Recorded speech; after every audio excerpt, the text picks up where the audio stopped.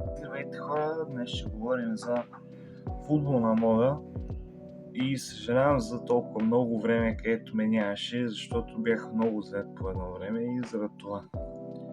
И сега правя завръщане. Добре, нека да започваме.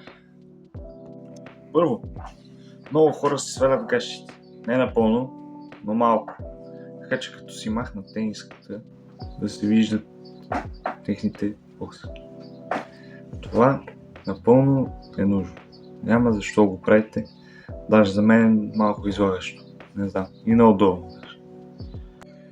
Има и хора, които много обичат да имат техните футболни обувки. Те да имат същия цвят като техния екип.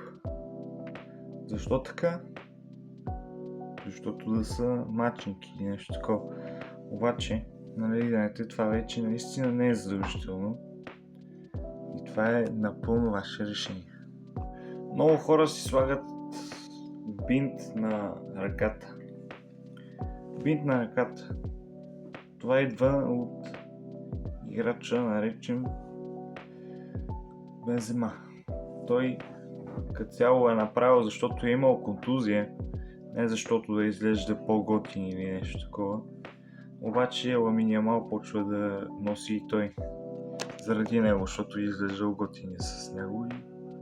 И между другото, ако искате да знаете, аз преглеждам видеа, които показват как да се обличаме ние футболистите. Така. И те показаха това бинта да е матчинг с обувките. Това пак няма защо го правите. Това е напълно ненужно. И сега ще говорим за високи или ниски калци.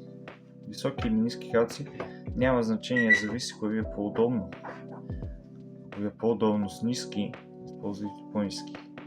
Ако ви е по-удобно с високи, най-добре с високи защото да, на средните вече по-скоро наистина не ги използвайте. Добре, това ще е от мен и до следващия път.